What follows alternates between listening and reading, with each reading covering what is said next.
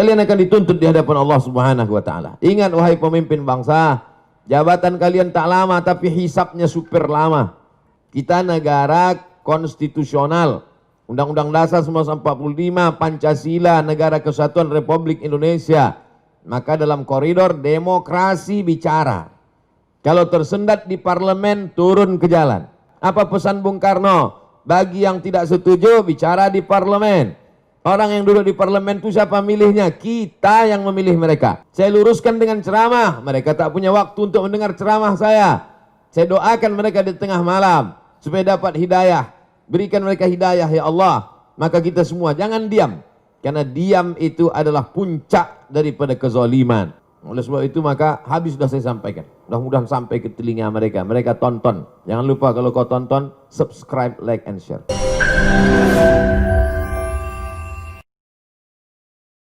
Jangan lupa subscribe, like, and share. Menghadapi kebijakan-kebijakan pemerintah yang tidak adil ini. Silakan Ustaz. Penyakit umat yang paling mengerikan adalah penyakit tidak mau tahu. Aku tidak khawatir, kata Sayyidina Ali, aku tidak khawatir tentang baik dan buruk. Karena memang dari dulu baik buruk ini ada. Ada Kabil, ada Habil. Ada Namrud, ada Ibrahim. Ada Fir'aun, ada Musa. Ada Abu Lahab, ada Muhammad SAW. Aku tidak pernah khawatir tentang baik dan buruk, itu memang terus ada. Yang ku khawatirkan adalah orang baik diam sehingga orang jahat merasa dirinya benar. Jadi ketika orang baik diam melihat kebatilan, kata Imam Abu Ali Ad-Daqqaq, as-sakitu 'anil haqqi syaitanun akhras. Orang yang diam melihat kebatilan berarti dia setan bisu. Hadis tentang melawan kemungkaran. Man ra'a minkum mungkaran, siapa di antara kamu yang melihat kemungkaran, falyughayyirhu biyadihi, rohbah dengan tangan, dengan kekuasaan, dengan tanda tangan. Fa illam yastati, kalau tak sanggup fa bilisani, dengan lidah. Ustadz, guru, alim ulama, bicara kalian. Fa illam yastati fa biqalbi, tak juga sanggup dengan hati. Tapi jangan lupa dengan hati itu adzalika adhaful iman. Itulah selemah-lemah iman. Saya tidak dengan tangan karena saya tak punya kuasa. Tanda tangan saya tak laku. Dulu masih berlaku di KRS. Sekarang tak jadi dosen pun tak laku lagi. Hanya untuk tanda tangan meresmikan masjid aja. Tapi kalian yang punya tanda tangan, kalian akan dituntut di hadapan Allah Subhanahu wa taala. Ingat wahai pemimpin bangsa, jabatan kalian tak lama tapi hisapnya super lama. Jabatan kalian sekejap tapi hisapnya amat sangat lama di hadapan Allah. Yauma yaqumul hisab. Pada hari itu ditegakkannya hisab. Kalau dihitung-hitung usiamu sejak akil balik 10 tahun sampai mati 63 tahun. Kalau sampai tak sampai 53, potong 10, potong 13, tinggal 40 tahun. 40 tahun itu berapa kali kau menandatangani surat izin membuka perusahaan asing dari mulai nikel, batu bara, tanah, penebangan hutan, penggarapan. Dituntut kau ke pengadilan, kau menang juga karena duit kau banyak, bisa kau sogok pengacara, per detik bisa kau bayar. Tapi di akhirat, al-yawma nakhtimu ala afwahim, mulutmu terkunci, wa tukallimuna aydihim, tanganmu akan bicara. Inilah tangan yang dulu menandatangani persetujuan. Wa tashhadu arjuluhum, kakimu akan bersaksi. Sekarang orang bicara tentang integritas, berkarakter. Inilah integritas. Oleh sebab itu tanggung jawab kita adalah jangan diam melihat kebatilan. Kita negara konstitusional. Undang-Undang Dasar 1945, Pancasila, Negara Kesatuan Republik Indonesia. Maka dalam koridor demokrasi bicara. Kalau tersendat di parlemen, turun ke jalan. Turun ke jalan itu adalah bagian dari demokrasi. Kita bukan negara monarki, tidak lagi di kerajaan Sriwijaya. Kita bukan kerajaan Siak Sri Indrapura. Kita adalah negara Kesatuan Republik Indonesia. Apa pesan Bung Karno? Bagi yang tidak setuju, bicara di parlemen. Orang yang duduk di parlemen itu siapa milihnya? Kita yang memilih mereka. Maka orang yang kita pilih itu kalau dia salah, kita yang meluruskan mereka. Saya luruskan dengan khutbah Jumat. Mereka tuh tidur waktu saya khutbah. Saya luruskan dengan ceramah. Mereka tak punya waktu untuk mendengar ceramah saya. Saya doakan mereka di tengah malam supaya dapat hidayah. Berikan mereka hidayah ya Allah. Maka kita semua jangan diam. Karena diam itu adalah puncak daripada kezaliman. Fir'aun itu sebenarnya Fir'aun itu sebenarnya tidak berapa zalim, tapi karena orang diam, dia menjadi-jadi. Sembelih semua anak-anak mereka. Dia kalau sembelih lah. Itu menjadi jadi dia. Inna Fir'auna wa Hamana. 6 kali disebut nama Haman. Haman itu bukan orang bodoh. Haman itu kalau hidup sekarang Profesor Dr. Haman. Cerdas dia, tapi kecerdasannya dipakai untuk menjunjung kekuasaan yang zalim. Umat ini dipuji Allah karena amar ma'ruf nahi mungkar. Kuntum khaira ummah. Kalian umat yang terbaik. Syaratnya apa? Ta'muruna bil ma'ruf wa tanhauna 'anil munkar. Oleh sebab itu dalam bahasa Islam, agama Islamnya amar ma'ruf nahi mungkar. Dalam bahasa konstitusinya adalah kritik membangun, berdebat di parlemen. Parlemen, parle itu bahasa Perancis artinya ngomong. Parlemen, tempat ngomong. Kau didudukkan di situ untuk ngomong, bukan untuk tidur. Oleh sebab itu maka habis sudah saya sampaikan. Mudah-mudahan sampai ke telinga mereka. Mereka tonton. Jangan lupa kalau kau tonton, subscribe, like, and share. Wallahu a'lam. Subhanallah, terima kasih Ustadz. Profesor, beliau ini profesor juga. Ya, alhamdulillah, insya Allah apa yang disampaikan beliau ini menjadi penyemangat ya, penggetuk hati-hati kita. Ustadz, ada pertanyaan yang kedua ini dari M. Alvinus AR. Assalamualaikum Pak Ustadz Abdul Somad. Menurut Ustadz, langkah-langkah memperjuangkan kedaulatan energi yang sudah diambil oleh Serikat Pekerja Pertamina, apakah sudah tepat? Lalu yang kedua, kiat-kiat apa yang harus diambil pekerja Pertamina untuk mempertahankan Pertamina ini tetap 100% milik rakyat Indonesia? Silakan Ustadz. Kita punya pakar-pakar, pakar undang-undang tata negara, pakar undang-undang hukum segala hukum dengan berbagai macam cabang-cabangnya. Soan ke mereka, silaturahim ke mereka, presentasi ke mereka, datangi itu anggota-anggota dewan. Konstituen Bapak kami ini adalah orang yang Bapak duduk di situ, kami milih Bapak. Kami datang ini mau menyelamatkan Bapak supaya jangan sampai masuk neraka jahanam, Pak. Kami sayang sama Bapak. Maka dengan ini kami hadir, Pak. Dengan Ustadz minta sumbang saran, kontribusi, doanya. Dengan mereka tokoh-tokoh itu jelaskan, presentasikan. Itu bagian dari amar ma'ruf nahi mungkar. Banyak orang sekarang amar ma'ruf, ngajak zikir, ngajak baca Quran, ngajak i'tikaf. Banyak amar ma'ruf, ngajak ke Makkah, itu yang paling banyak, ngajak umroh. Tapi untuk mengajak, melarang orang dari buat kemungkaran ini, kenapa? Takut tersinggung, takut kena bully, takut kena caci maki, takut kena macam-macam. Takut kena kriminalisasi. Nah, itu. Oleh sebab itu saya sampaikan, bagi sahabat-sahabat pejuang-pejuang, dulu pejuang-pejuang ini mengangkat senjata untuk mengusir Belanda, Jepang, komunis. Hari ini kita tidak lagi berhadapan dengan Jepang, Belanda, tapi justru berhadapan dengan anak bangsa yang kulitnya seperti kulit kita, hidungnya pesek macam kita, bahasanya bahasa kita, tapi isi otaknya lebih parah daripada Jepang dan Belanda. Oleh sebab itu maka kuat-kuatkan hati. Ini hati kita ini bimbang, takut, cemas, ngeri sedap. Oleh sebab itu kata Allah, "Falyabudu rabb hadzal bait." Banyak-banyak ibadah, banyak-banyak berzikir, banyak-banyak baca Quran. Kalau kau buat banyak ibadah, falyabudu rabb hadzal bait, Allah balas 2. At'amahum min ju'. Kalau kau lapar dikasih Allah kau makan. Wa amanahum min khauf. Kalau kau takut diamankan Allah, dihilangkan Allah rasa takut dari dalam hatimu. Hidup ini singkat, tapi dengan singkat ini resikonya luar biasa lama. Nah, jadi apa yang saudara-saudara lakukan, konsultasikan kepada yang mengerti hukum, bagaimana jalur yang tepat. Bismillahi tawakkaltu 'alallah, la haula wala quwata illa billah. Niatnya adalah memperjuangkan harta benda milik rakyat, milik umat. Man mata duna malihi fahuwa syahid. Siapa yang mati membela harta bendanya, matinya mati syahid. Nah, itu Nabi yang ngomong begitu, bukan saya. Wallahu a'lam bishawab. Terima kasih Ustadz Abdul Somad. Tampaknya ada lagi pertanyaan, begitu antusias masyarakat Kota Palembang dan Sumatera Selatan menanyakan pertanyaan-pertanyaan ini. Datang lagi pertanyaan dari Haji Ian Suyanto. Assalamualaikum Ustadz Abdul Somad. Bagaimana caranya agar satu pengelolaan negara mau melaksanakan amanat Undang-Undang 45 pasal 33. Lalu yang kedua, masyarakat mau memahami tentang bahaya privatisasi energi secara nasional. Lalu yang ketiga, ketika hati pemimpin masih dibuka oleh Allah Subhanahu wa taala untuk amanat, maka itu semoga ada keberkahan dan keselamatan bagi rakyat. Tetapi bila hati mereka tertutup, maka upaya apa yang bisa diperbuat oleh rakyat? Nah, ini yang ketiga, ini agak ngeri-ngeri sedap, Ustaz. Silakan, Ustaz.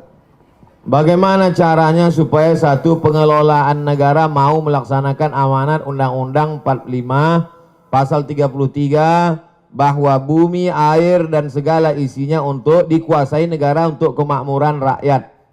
Bagaimana supaya mereka mau? Ya semua harus bicara. Anak-anak muda di kampus jangan diam saja. Dulu tahun 98 waktu saya masih mahasiswa sebelum ke Mesir, itu ketika mahasiswa diam dia itu dikirimi kolor sama BH dari Jakarta. Artinya bencong kalian, kenapa tidak bicara? Suarakan aspirasi. Sampaikan, kalian kan mengerti. Mahasiswa itu kan membaca, mahasiswa itu yang paling bisa menyuarakan karena dia tidak punya kepentingan. Kalau perusahaan-perusahaan pimpinannya mungkin takut, kepala-kepala daerah mungkin takut banyak catatan dosanya. Tapi mahasiswa, di mana letak? Kalau waktu jadi mahasiswa aja sudah tidak punya idealisme, apalagi nanti sudah menjadi pejabat. Oleh sebab itu semua bicara, mahasiswa bicara, tokoh masyarakat bicara, mak-mak milenial juga bicara. Di grup-grup WhatsApp itu jangan lagi bicara tentang artis itu, ini segala macam. Yang mubazir tak tentu arah. Itu namanya dosa kering. Dosa kering itu artinya berdosa kering, tak ada manfaatnya. Tak ada dunia, tak ada akhirat. Oleh sebab itu speak up, bicara. Yang kedua, masyarakat mau memahami tentang bahaya privatisasi. Bagaimana supaya masyarakat ini paham? Termasuklah hari ini. Hari ini yang bicara bukan Abdul Somad. Kalau Abdul Somad yang bicara, orang akan tahu apa Abdul Somad tentang minyak? Paling tahu dia minyak jelantah. Tapi ini yang bicara adalah serikat pekerja. Mereka ngerti. Bahasanya gue bahasa simpel, sederhana. Bahasa-bahasa yang mudah dipahami masyarakat. Dosen-dosen di tengah komunitas Civitas Akademika, mahasiswa di kampus. Karena kampus itu otaknya. Kalau sudah otaknya rusak, ya error lah semua. Kampus itulah puncak intelektual. Dosen-dosen itu, guru-guru besar itulah orang manusia-manusia suci itu zaman dulu. Orang-orang yang bisa menulis baca zaman dulu itu diberi fasilitas khusus oleh raja-raja. Kenapa? Karena mereka lah orang-orang suci yang selalu memberikan aspirasi, masukan. Jadi kalau mereka sudah diam, takut nanti tidak mengalir uang ke kampus, takut nanti tidak ada tunjangan, nah ini bahaya karena otak sudah rusak. Sengaja dijauhkan Allah, lambung itu jauh dari otak. Supaya apa? Supaya otak kita itu beda dengan otak-otak. Itu maka dijauhkan Allah Ta'ala. Nah, oleh sebab itu maka ini semuanya mesti sadar. Kesadaran nasional. Ada yang mengatakan taubat nasional. Orang taubat itu kan setelah sadar. Kalau nggak sadar gimana mau taubat?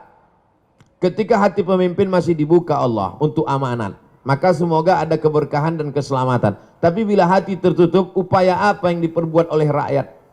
Tak ada doa lain, tak ada jurus lain kecuali ad-doa silahul mu'min. Doa. Ittaqu da'watal mazlum fa innahu la turad. Takutlah kamu doa orang teraniaya. Minyaknya diambil orang asing, dia disuruh beli minyak lebih mahal pula dari tempat asing itu. Pengelolaannya dikhianati, dia teraniaya, terzolimi. Jangan sampai kau tak mau berdoa. Panjatkan doamu di tengah malam saat orang lain sedang tertidur pulas. Kau sedang membangun sebuah hubungan dengan Allah secara khusus. Maka mintakan kepada Allah, berikan hidayah pada mereka ya Allah. Bina mereka ya Allah. Sudah bolak-balik tak juga kau bina, binasakan ya Allah. Jangan sampai binasa. Karena kita diutus, kata Nabi, lam ub'ats la'anan. Aku tidak diutus untuk memberikan laknat, tapi aku diutus wa ma arsalnaka illa rahmatan lil alamin. Mudah-mudahan yang punya kekuasaan, yang tanda tangannya masih laku, yang jabatannya masih hebat, diberikan Allah hidayah sehingga kekuasaannya, jabatannya itu menjadi rahmat untuk semesta alam. Terima kasih. Terima kasih Ustadz Abdul Somad. Ada lagi pertanyaan keempat. Jadi silakan pemirsa, saudara-saudara sekalian bisa diikuti di YouTube beliau, di DL Media, di Zoom yang sudah kita kasih, bisa berpartisipasi sore hari ini. Selanjutnya ada pertanyaan dari Imam Ahmad Zunaidi. Assalamualaikum Ustadz Abdul Somad, bagaimana seharusnya sikap kami para pejuang kedaulatan migas agar hati kami tetap teguh dan konsisten memperjuangkan kedaulatan migas? Hati ini berbolak-balik. Nanti pas kumpul sama pejuang-pejuang migas, pas sedang berada di ruangan, semangat, semangat, merdeka. Begitu keluar dari situ letoy, loyo. Baru kena 3 kali kena SMS macam kerupuk. Kerupuk kena air, habis. Tidak ada yang bisa membangkitkan semangat itu kecuali intern dari dalam. Yang ekstern dari luar ini tak ada. Intern dari dalam itu dibangkitkan. Bahwa perjuangan saya ini bukan untuk saya. Kita udah selesai dengan rumah baru, mobil baru, kendaraan baru, itu bukan kita lagi. Kita berpikir untuk bangsa, untuk umat. Bagaimana supaya minyak ini murah. Bagaimana supaya 67% tambah 12% tadi kembali untuk rakyat ini. Bagaimana supaya kita bisa menikmati biaya sekolah murah. Bagaimana supaya negeri ini aman. Baldatun thayyibatun wa rabbun ghafur. Karena orang lapar amat sangat mudah diprovokasi. Jadi siapa yang memperjuangkan kedaulatan migas ini, sesungguhnya dia bukan memprovokasi masyarakat. Dia sedang menjaga keutuhan anak bangsa. Karena orang kalau sudah lapar, orang lapar mudah dipicu lalang kering di panas terik. Nah, setelah kau kuatkan hatimu, kuatkan hati. Ustadz kalau sedang susah hati apa Ustadz baca? Salawat. Allahumma salli ala sayyidina Muhammad wa ala ali sayyidina Muhammad. Allahumma salli ala sayyidina Muhammad wa ala ali sayyidina Muhammad. Allahumma salli ala sayyidina Muhammad wa ala ali sayyidina Muhammad. Jadi pejuang-pejuang ini hubungannya dengan Allah itu mesti kuat. Jangan sama dukun. Jangan pakai sabu. Jangan ngelem. Hubungannya mesti kuatkan dengan Allah. Karena kita ini hanya casing saja. Sama semua casing kita ini. Darah, tulang, kuku, bulu, sumsum. Yang menguatkan kita itu kata Nabi, ala fil jasadi mudghah, dalam dirimu itu ada segumpal. Idza salahat salahal jasadu kullu, kalau yang itu kuat, yang lain ikut menjadi kuat. Wa idza fasadat, kalau dia lemah, maka yang lain ikut menjadi lemah. Ala wahyal qalb, hati. Kuatkan hatimu dengan banyak dekat kepada Allah. Wadhkurullaha dzikran katsira, banyak-banyak dekat kepada Allah. Saya tak paksakan satu zikir tertentu, seserah. Mungkin kata mursyid, tarekat dia zikirnya Allah, Allah. Bagus, lanjutkan. Zikir asma zat tunggal. Allah, Allah, Allah, Allah, Allah, Allah, Allah. Ada pula yang dikasih gurunya, afdal zikri fa'lam annahu la ilaha illallah. Bagus. Ada pula yang dikasih zikir asmaul husna. Ya qawi, ya qawi, ya qawi, ya qawi, ya qawi. Wahai engkau yang maha kuat. Ya qadim, ya qadim, ya qadim, ya qadim, ya qadim, ya qadim, ya qadim. Wahai engkau yang kekal abadi. Berbisik sebelah. Pak Ustadz, kata ketua panitia, jangan ya qadim teruslah, Pak Kapolres tersinggung. Kata. Macam-macam zikir. Tapi kalau saya pribadi salawat. Allahumma salli ala sayyidina Muhammad wa ala ali sayyidina Muhammad. Berapa kali Pak Ustadz? Sebanyak-banyaknya. Siapa yang mengamalkan 100 kali, 500 kali, 1000 kali, bagus. Itu untuk latihan. Tapi puncaknya unlimited. Tak lagi dihitung. Jadi kalau gua kuat di dalam, hilang rasa takut kita. Besarkan Allah Ta'ala dalam dirimu, dalam hatimu, dalam jiwamu, maka kecil semua manusia yang kau pandang. Saya sekarang ini melihat semua ini kecil. Kenapa? Karena sedang di atas. Kecil semua, gedung-gedung, mobil-mobil kecil. Kalau kita berada di atas, maka kecil kita melihat sesuatu. Oleh sebab itu, dekatkan dirimu dengan Allah, sehingga kecil, remeh-temeh kau lihat masalah-masalah dunia. Kau angkatkan tanganmu kepada Allah. Allahu Akbar. Perjuanganmu, jihadmu adalah memperjuangkan migas supaya balik kepada umat, balik kepada anak bangsa. Demikian. Subhanallah. Beliau tadi menjelaskan begitu komprehensif. Kalau tadi legislatif, kena nasihat, yudikatif, kena juga mahasiswa. Jadi bergerak bersama serikat pekerja ini bukan memprovokasi, kata beliau, tetapi menjaga. Bentuk menjaga inilah sesungguhnya yang harus kita berikan jempol. Artinya masih ada anak-anak bangsa ini yang peduli. Maka puncak intelektual adalah di kampus. Maka mahasiswa sebagai agen perubahan, ya juga harus ikut menyikapi. Tidak bisa hanya serikat pekerja atau hanya kelompok-kelompok kecil, tapi juga mahasiswa sebagai agen perubahan atau pusatnya intelektual harus ikut berpartisipasi. Karena apa? Ini menjaga kedaulatan, bukan hanya kepentingan Pertamina, tapi kepentingan bersama untuk anak cucu kita yang akan datang. Ustaz Abdul Somad, nampaknya masih ada pertanyaan Ustaz. Karena masyarakat Palembang dan Sumsel ini tampaknya tidak mau menyia-nyiakan waktu. Karena mereka tahu untuk nanya langsung ini susah. Maka kesempatan ini dipakai dengan sebaik-baiknya. Dari Basuki apa ini? Oh, Santoso ya. Saya kira Basuki yang situ nanti. Kepada Ustaz Abdul Somad, Assalamualaikum. Ustaz Abdul Somad, jika direksi, ini bicara direksi nih. Jika direksi atau pemerintah masih tetap memaksa keputusan IPO atau go publik gitu kan, atau menjualkan saham kepada pihak swasta, ya subholding tadi, salahkah kami jika mengambil sikap demo, mogok kerja untuk memperjuangkan sikap perjuangan kami ini? Apalagi Ustaz Somad, saya kasih informasi, komisarisnya ini Pak Basuki. Ya betul Pak? Ya, jadi apakah kami ini tidak salah langkah kalau demo mogok kerja untuk memperjuangkan amanat negara ini? Kami persilakan Ustaz. Sebetulnya pertanyaan ini mau minta label halal saja. Yang perlu dimintakan label halalnya itu kalau benda itu haram. Baru dimintakan label halal. Kalau bidang ekonomi namanya fatwa dari DSN, Dewan Syariah Nasional. Ini tidak terkait tentang masalah halal, haram, makruh, mubah. Tak kenapa lah saya lihat masyarakat ini sikit-sikit dibawanya ke halal haram, sikit-sikit ke halal haram, sikit-sikit ke halal haram. Ini kan tentang masalah konstitusi, demokrasi. Kita tinggal di negara demokrasi. Cara menyalurkan aspirasi dalam dunia demokrasi itu bagaimana? Datang ke anggota dewan, salurkan. Ketika mentok, maka ketika mentok dilanjutkan dengan, nah itu. Jadi kita ini bukan monarki, kita bukan kerajaan. Dalam negara kerajaan, kalau orang melawan itu ditangkap. Tapi dalam negara konstitusi, Pancasila, demokrasi, maka kita dibenarkan itu. Tapi bukan dengan cara anarkis, bukan dengan menghancurkan, tapi untuk menunjukkan. Di Malaysia namanya unjuk perasaan.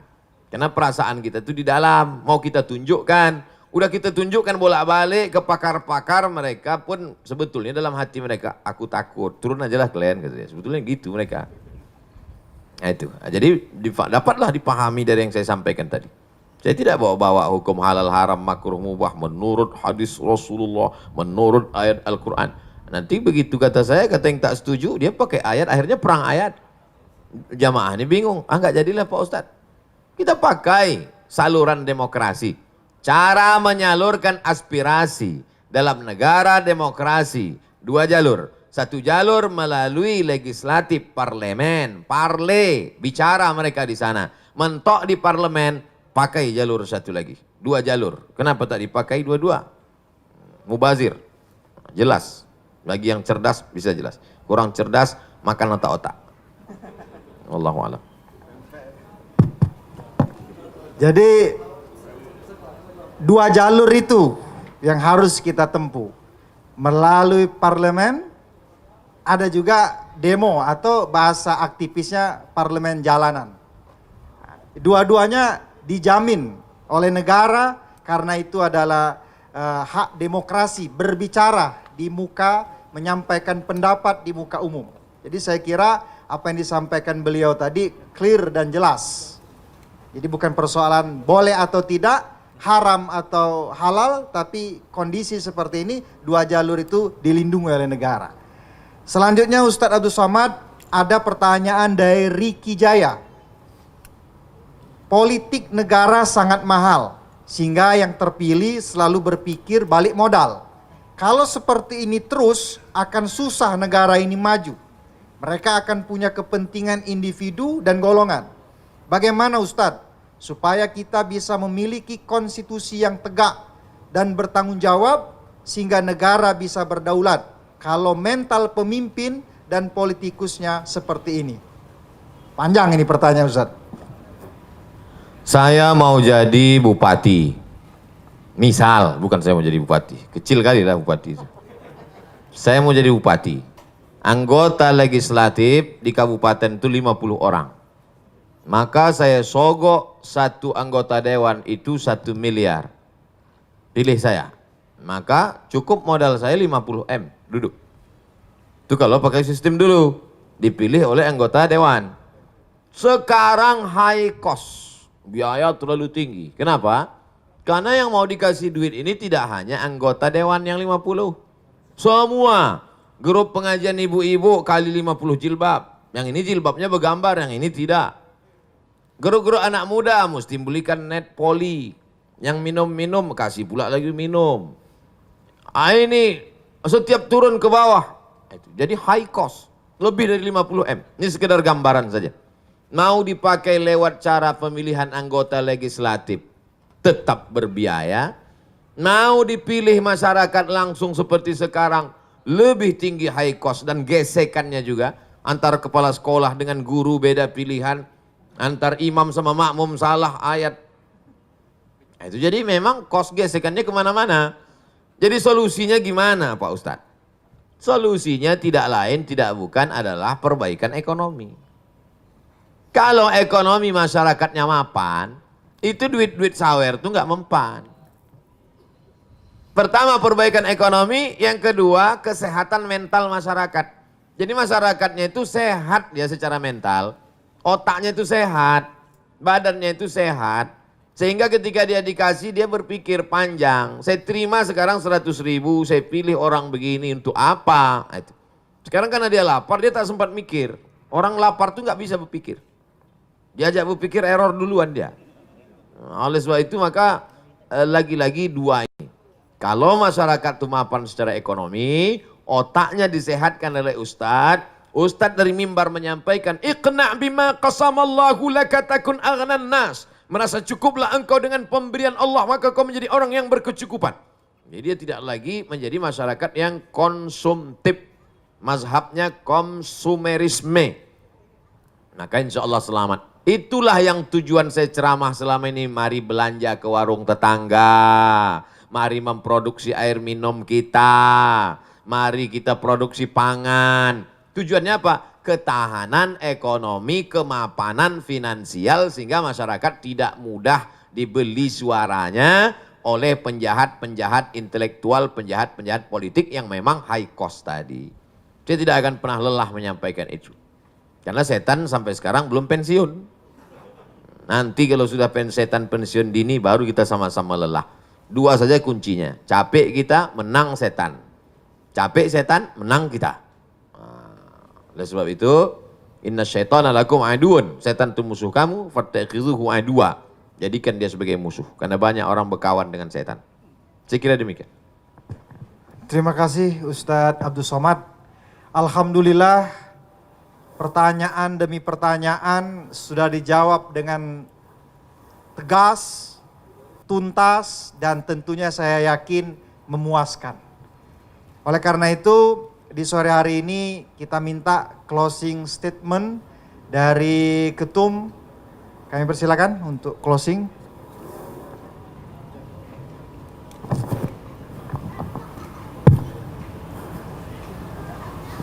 Baik, terima kasih Pak Ustadz atas pencerahan dan juga diskusi pada sore ini. Namun di akhir daripada diskusi sore ini, kami selaku Serikat Pekerja akan menyampaikan statement ataupun closing daripada statement ini. Yang pertama, apakah kita akan menuju ketahanan, kemandirian atau kedaulatan energi? Itu adalah sebuah pilihan. Pilihan berarti prioritas. Memprioritaskan juga mengedepankan satu hal dan mengesampingkan atau menomorsatukan hal yang lain untuk efektivitas pencapaian tujuan. Mengingat sumber daya yang terbatas, bangsa ini harus determinasi, prim dan berpendirian. Sumber daya alam yang dikelola menjadi energi ialah kekayaan kolektif bangsa. Sebagai kekayaan kolektif, pemanfaatannya juga tidak boleh bersifat sektoral, regional, ataupun tersegmentasi. Masalah energi ialah masalah kedaulatan bangsa. Kedaulatan yang memiliki rentang horizon luas dan panjang, bahkan abadi, melebihi siklus dan periodisasi politik.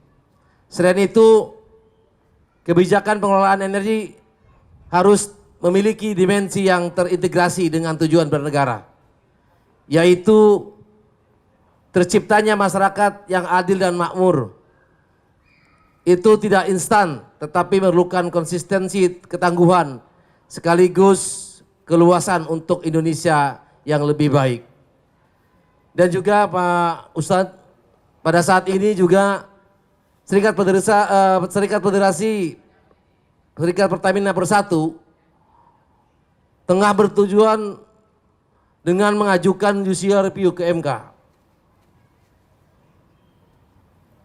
ke Mahkamah Konstitusi terkait pasal 33 ayat 3 dan 2 dan 3 Undang-Undang 45, dan juga berjuang di Pengadilan Negeri Jakarta Pusat dalam upaya penyelamatan aset terbaik bangsa ini. Kami dari SPP RU 3 FSPB memohon doa Pak Ustadz dan juga para alim ulama yang ada di Kota Palembang dan sekitarnya, mungkin hadirin yang hadir sempat join di MTIM ini, dan dukungan dari seluruh elemen bangsa agar BUMN yang merupakan warisan perjuangan bangsa ini dapat terus eksis dan terhindar dari pecah belah oleh kepemimpinan segelintir oknum yang mencari keuntungan dan dari rusaknya sistem negeri ini. Apa yang kita perjuangkan hari ini akan menjadi legacy yang kita wariskan untuk anak cucu kita kelak. Peran serta seluruh elemen bangsa sangat dibutuhkan untuk menyelamatkan bangsa ini dari keterpurukan yang sudah di depan mata. Bersama-sama merapatkan barisan, menentang kebijakan penguasa terkait holding, subholding Pertamina dan IPO, anak usaha Pertamina. Kita tidak akan biarkan begitu saja kekayaan alam bangsa ini dilepas dari Ibu Pertiwi, karena ini adalah amanat Undang-Undang Dasar 1945 pasal 33. Takbir, Allahu Akbar. Mungkin itu statement dari sikap SPP RU 3 Pertamina Refinery 3 Pelaju untuk berharap kepada alim ulama memberikan doa dan supportnya. Terima kasih kepada Saudara Ketum yang telah menjelaskan maksud dan closing statement pada sore hari ini. Selanjutnya kita minta closing statement dari Ustadz Profesor Haji Abdul Somad LCMA PhD. Kami persilakan. Dari Pancasila, pesan dari founding father pendiri bangsa. Apa mereka pesankan melalui Pancasila? Keadilan sosial bagi seluruh rakyat Indonesia. Itu yang pertama. Dari Undang-Undang Dasar 1945, apa pesan mereka dulu? Mereka sudah mati, meninggal dunia. Tapi ini legasi, warisan yang mereka tinggalkan sampai hari ini. Undang-Undang Dasar 1945, pasal 33 ayat 3. Bumi, air, segala yang ada di dalamnya dikuasai oleh negara dan dipakai untuk kemakmuran bangsa Indonesia. Itu dari Undang-Undang Dasar 1945. dan sebagai seorang muslim. Ini yang ketiga. Pancasila, Undang-Undang Dasar, sekarang sebagai seorang muslim. Saya sudah lepas. Kalau saya nanti ditanya di akhirat, hai Abdul Somad, sudah bicara engkau tentang sholat? Sudah. Sudah bicara engkau tentang puasa? Sudah, ada bukunya. Tanya jawab puasa Ramadan. Sudah bicara kau tentang haji dan umrah? Sudah aku tulis buku 66 tanya jawab. Sudah bicara kau tentang minyak, batu bara, sumber daya alam Indonesia, kedaulatan migas? Sudah bicara tepat pada tanggal 17 Agustus 1945 di atas langit Sriwijaya, Sumatera Selatan. Saya sudah bicara, ya Allah, sudah kusampaikan.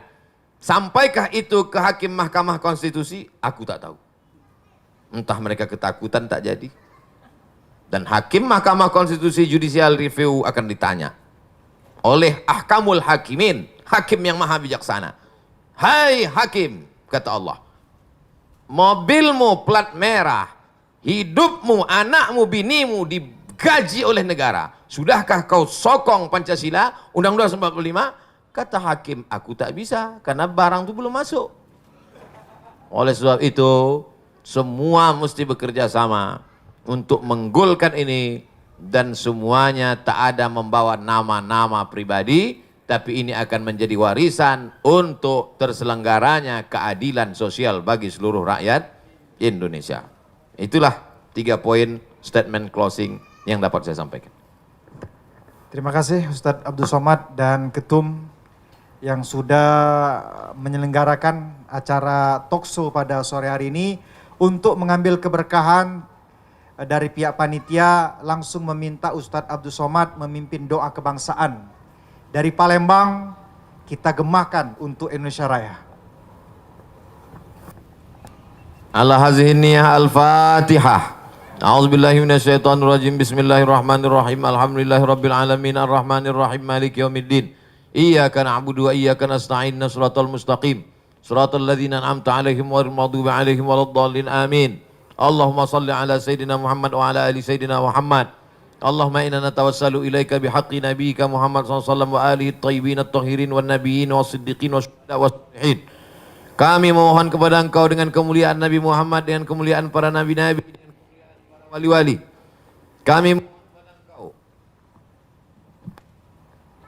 Kami mohon kepada Engkau dengan kemuliaan surat Al-Fatihah.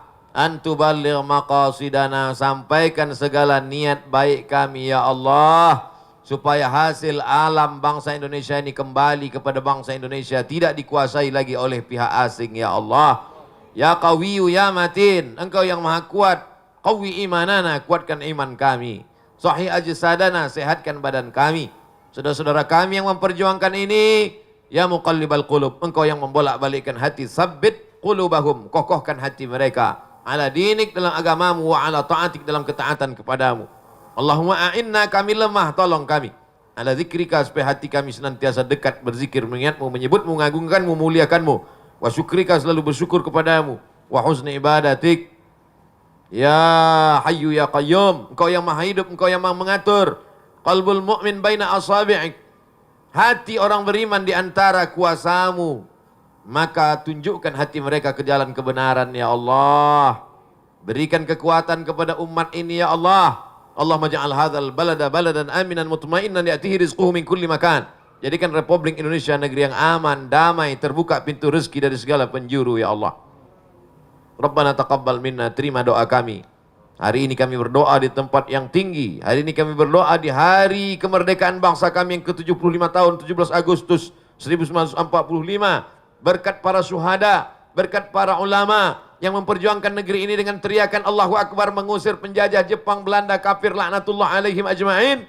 Hari ini kami memohon, berikan kami kekuatan supaya sumber daya alam yang Kau berikan ke negeri kami ini dapat dinikmati oleh anak cucu kami sampai hari kiamat ya Allah.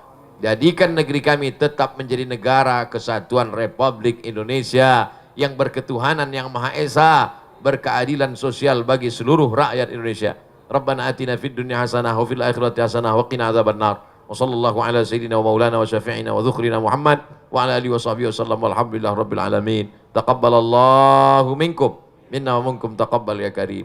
Terima kasih atas segala perhatian.